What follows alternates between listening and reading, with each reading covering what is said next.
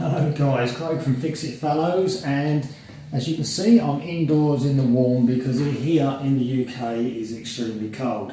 But I won't be in the garage today, even though I've got this magnificent new sign that my family got me for Christmas, fixitfallows workshop. Yeah, so the garage is through there, that's my normal home. But no, today we're in the kitchen, and today what we will be doing is working on this, the kitchen tap. Now, this is a single lever tap, left and right for your temperature control, and you can pull it backwards and forwards for the flow of water. Now inside here is a ceramic disc cartridge valve, like one of these, and we are going to replace it today, and it is a very straightforward job. So why am I actually changing the valve on this tap? Well, when we come to use it, you'll find that when you go left, right, backwards and forwards, there's an initial stickiness to it, and you can hear it, there's a bit of a clickiness to it, and it's just not as silky smooth as it was when it was first installed. The other thing is, every now and again we get a drip that comes out from underneath here. We notice a puddle of water here, and that is where water is actually seeping through the valve and coming out through here. And it builds up enough in there that eventually it breaches over and drips out there. So, without further ado, let's take a closer look at this and get this done. Right, so here we are. This is a ceramic disc cartridge valve.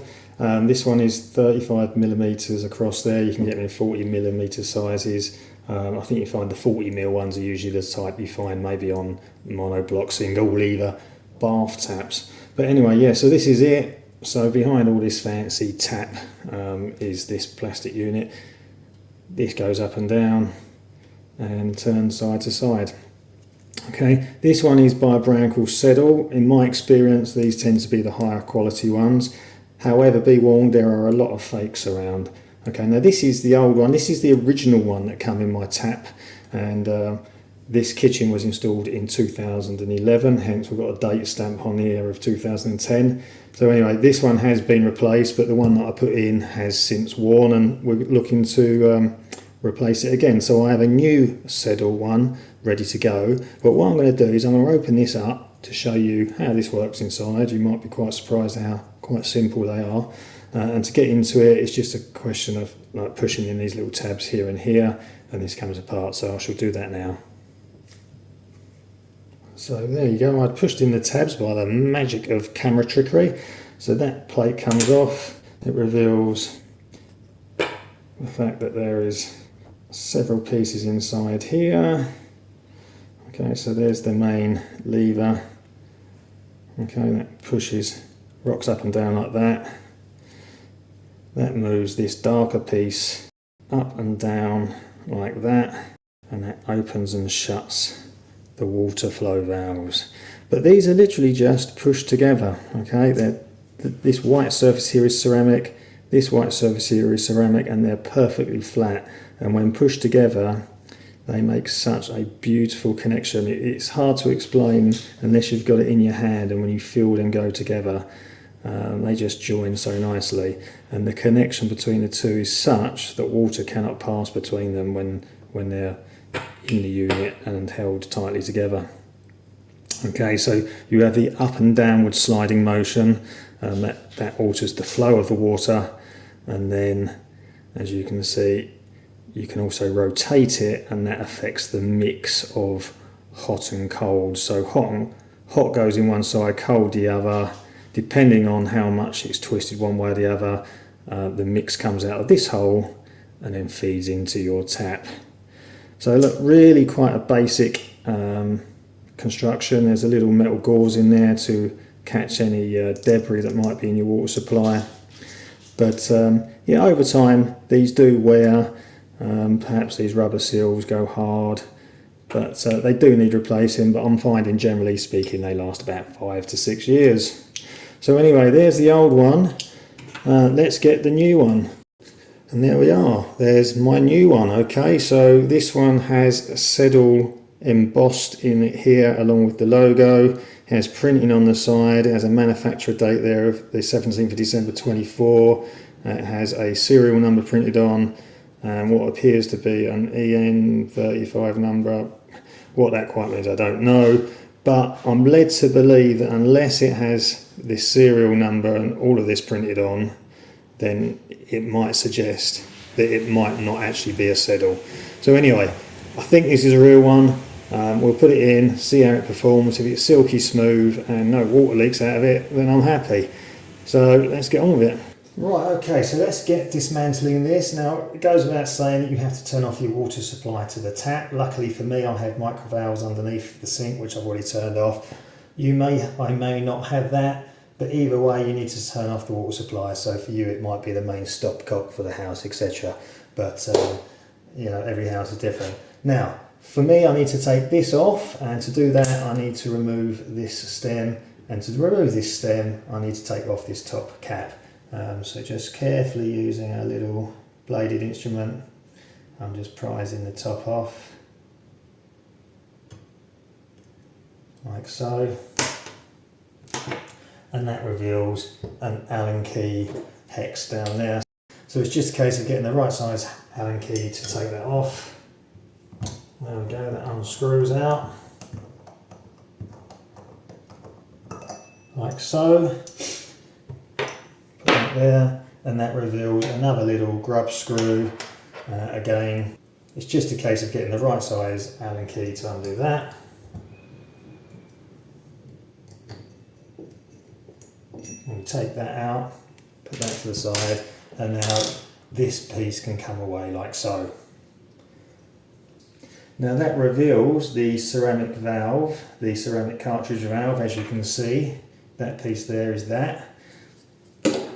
But to get it out, there will often be this circular, almost dome-shaped piece of your tap that needs to come off. Now, this is where things can get a little bit tricky, because this has been leaking, so there's a bit of a calcium build-up there, and you can feel the calcium underneath there where it's been dripping. Now, it's a question of how easy this is going to come out. But what I find it's best to do is thumb and index finger like that, push on, apply pressure forwards, and then rotate left anti-clockwise, lefty-loosey. And luckily for me, that comes undone quite easily. So out that comes. And you can see, yeah, look, there's been a leak in there. I've got calcium build up, so I can clean it off. Right, now this brass nut is 27 mil, okay, so you're unlikely to have a spanner for 27 mil. It's also not a very deep nut, so it's very difficult to put an adjustable wrench on there. In the past, when I changed this, I did use mole grips and they did chew it up a bit. But anyway, I've subsequently bought a 27 mil deep socket like this. I got this from B&Q in the UK. It was only a couple of quid, so really not that expensive. And as you can see, that fits on there nicely. Now what you might find though is the engagement teeth inside the socket are a little bit kind of recessed to the surface of the actual socket, and you might find they don't engage. So in that case you would have to grind off some of this surface to ensure that the very start of the socket gets engagement. But in my case I'm alright. And it's a case of putting it on there with a breaker bar and undoing that. So here we go.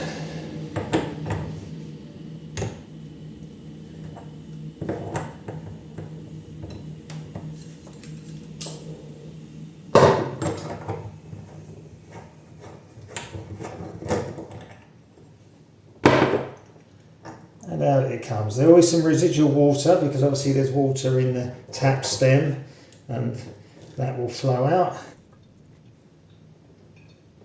And out it comes.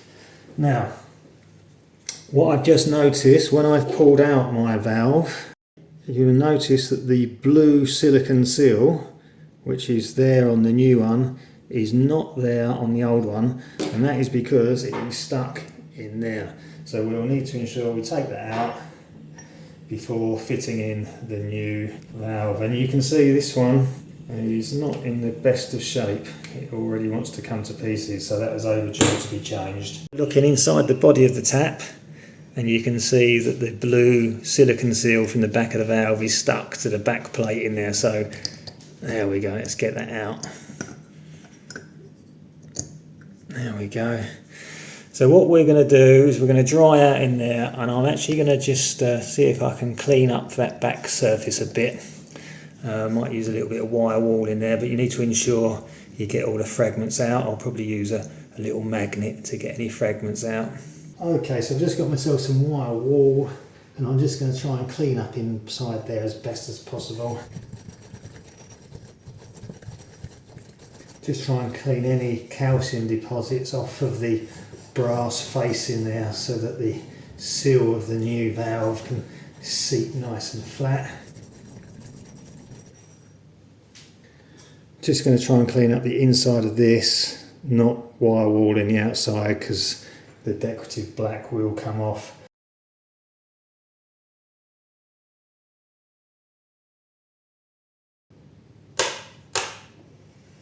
And again, just on the brass fitting nut, let's just give that a clean on the inside. Okay, so I have a little magnet here. This is off of a really cheap bicycle trip computer. This is the bit that goes on to the spokes on the wheel, and that's perfect for just putting in there and just getting any of the debris from the wire wool. Okay, so it has picked up a bit in there, you can see that. Again, any of these bits. Okay, yeah, there you go, picked up all the swarf.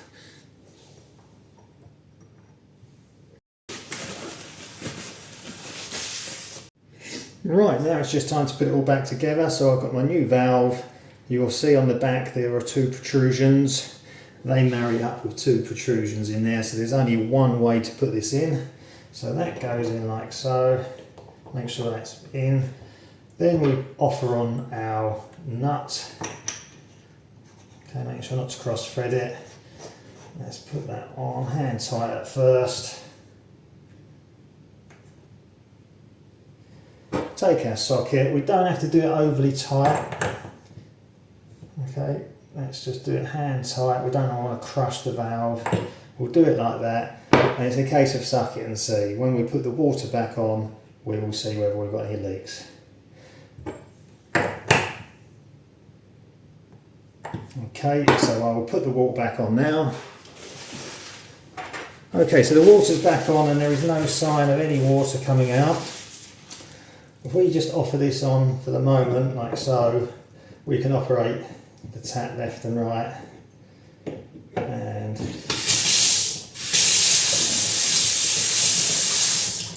yeah, that feels nice and smooth now.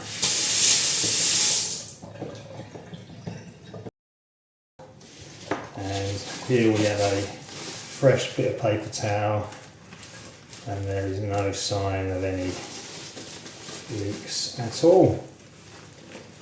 So that's all good. Now we can put the domed section back on.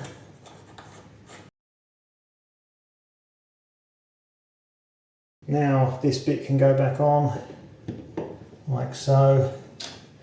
We have to put the grub screw down through the hole here. That locks it onto the plastic shaft of the valve like so. So this bit just screws down over that threaded grub screw.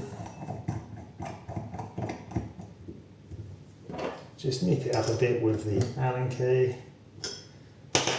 and then your little cap goes on. You may or may not have hot and cold indication on yours, so just place it in the appropriate way, like so. And now the tap is all back fully functioning.